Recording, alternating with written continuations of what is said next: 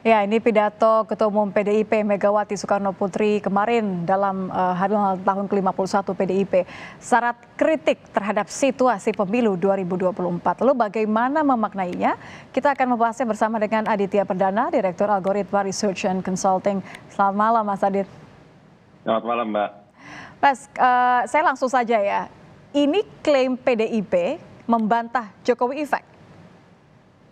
Iya, dalam konteks pemilu presiden hari ini memang dan dikaitkan juga dengan pemilu serentak ya, ini memang tidak mudah gitu ya. Saya ingin mengatakan itu karena ketika ini dilakukan secara serentak, partai politik itu punya harapan tinggi untuk bisa mendapatkan efek dari calon presiden ataupun dalam konteks hal yang kita bicarakan Pak Jokowi ini sebagai presiden yang dianggap punya pengaruh kepada kontestan gitu ya, itu memang menjadi satu diskusi yang diperbincangkan oleh banyak pihak, termasuk juga oleh kami di ilmuwan politik atau bahkan di kalangan pollster ya, atau yang membahas hasil-hasil survei. Karena memang dampaknya itu ada juga real gitu ya, karena memang dampak dalam pengertian kinerja Pak Jokowi dianggap publik itu cukup tinggi gitu ya, dan pada sisi yang lain ada harapan partai politik itu punya ekspektasi untuk mengambil keuntungan dari ekor jasnya si calon presiden ataupun pihak yang didukung oleh dalam konteks ini presiden gitu ya. Nah ini yang menjadi tantangannya. Tantangannya itu dalam pengertian sebagian besar berusaha untuk mengambil ini gitu ya, mengambil keuntungan ini.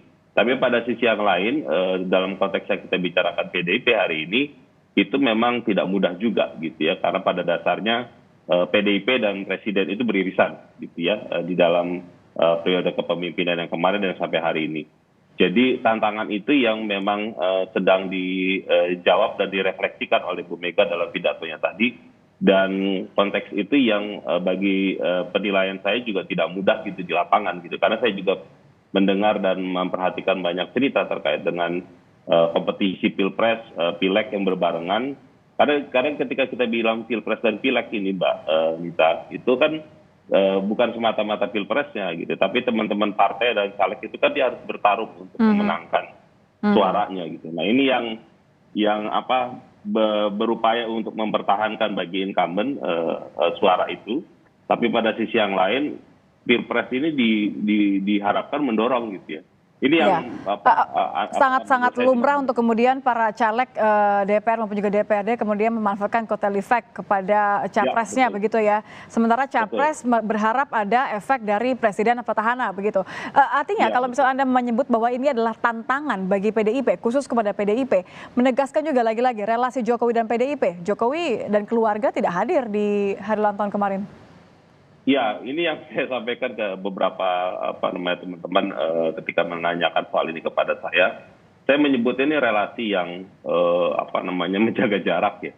Kenapa saya sebut menjaga jarak? Karena kalau kita bisa perhatikan tidak juga untuk mengatakan menegasikan, mendinai gitu ya hubungan ini sudah selesai dan sebagainya.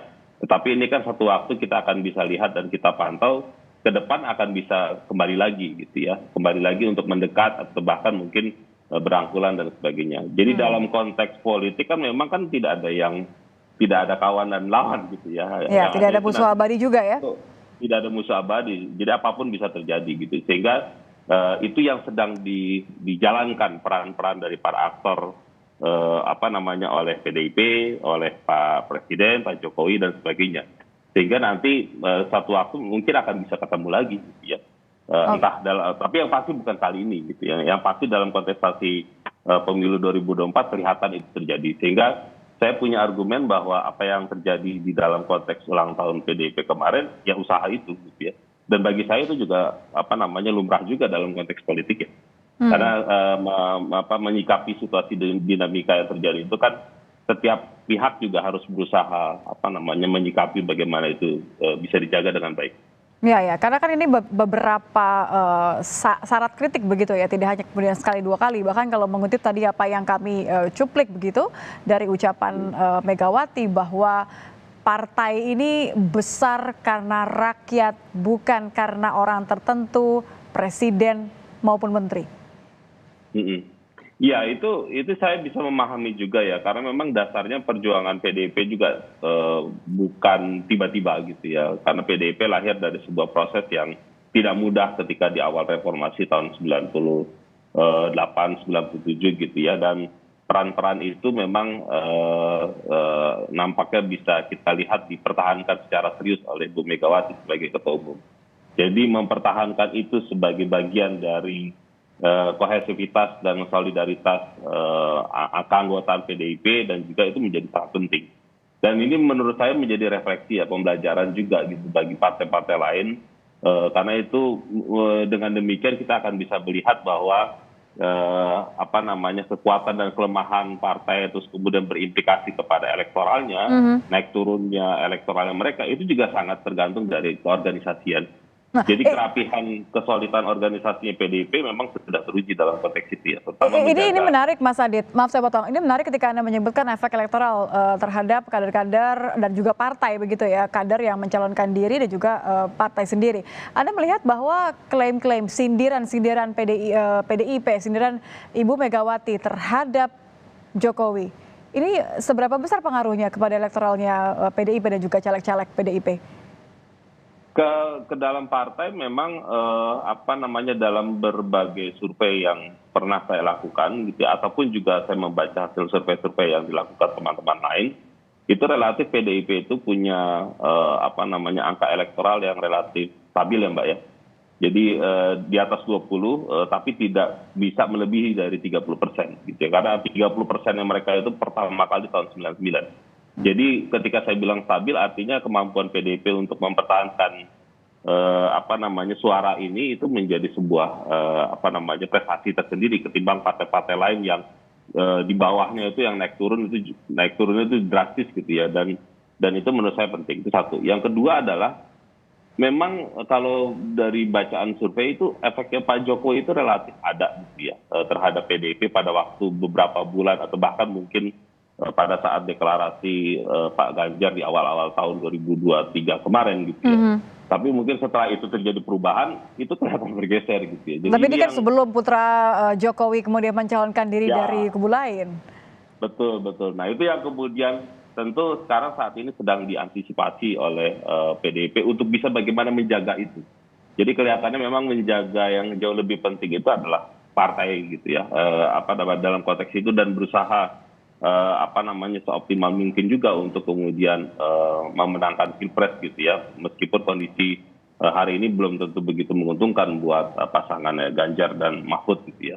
Tapi memang ini adalah tidak mudah gitu ya, seperti yang tadi saya sampaikan di awal gitu ya, dan pertarungan memang kelihatan keras gitu yang kita lihat gitu ya. Oke, kalau projo atau relawannya Jokowi ini saja kan kemudian sudah dari awal memang berbeda begitu kan, ada relawan yang mendukung apapun kata Jokowi, ada relawan yang bilang bahwa kita tegak lurus kepada PDIP begitu sebagai rumah dari Jokowi.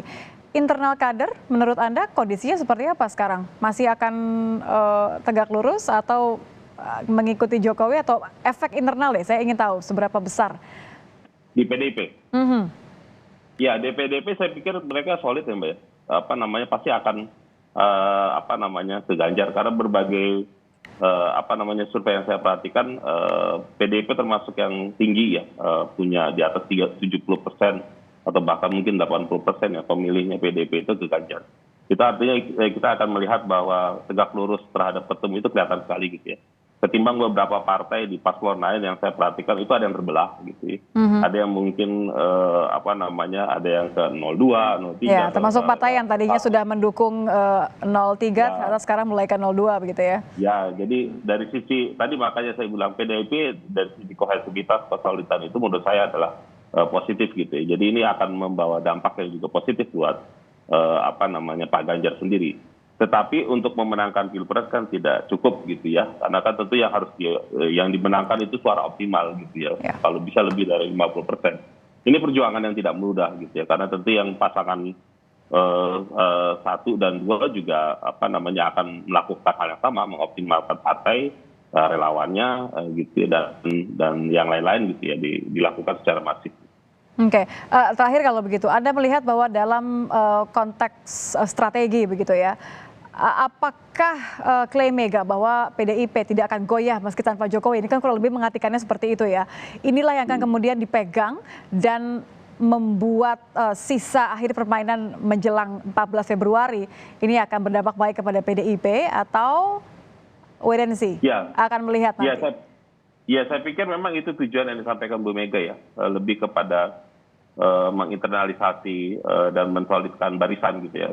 Karena bisa jadi memang bisa dipahami di daerah-daerah tertentu yang merupakan basis yang tadi Mbak Nita sampaikan gitu ya. Mungkin bisa ada yang terbelah, ada yang kocar-kacir dan sebagainya gitu ya. Jadi membahasakan, meluruskan barisan tegak lurus terhadap ketum dan sebagainya itu menurut saya adalah menjadi bagian strategi yang sedang dilakukan oleh PDIP agar kemudian menjadi solid di satu barisannya Ganjar gitu. Yang menurut saya itu juga wajar sekali gitu ya, karena tentu di tim yang lain, terutama di partai-partai lain yang menjadi sokongan utama paslon juga sedang berjuang melakukan hal yang sama juga gitu ya. Baik itu Gerindra dengan Pak Prabowo, mungkin juga Nasdem dengan Pak Anies atau PKS dengan Pak Anies dan sebagainya.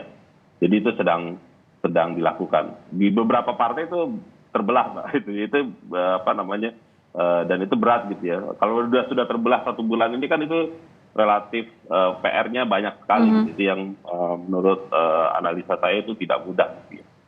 Oke, singkat saja artinya kalau nanti ada perubahan Jokowi hadir di salah satu acara PDIP misalkan, kita tidak pernah tahu apalagi kalau 2 putaran misalnya ya. Ini akan seperti apa PDIP menanggapinya? Akan seperti apa berpengaruh kepada elektoral? Kalau elektoral bisa iya, bisa tidak gitu ya. Tetapi sebagai sebuah hubungan silaturahmi berarti ada sesuatu yang positif ya.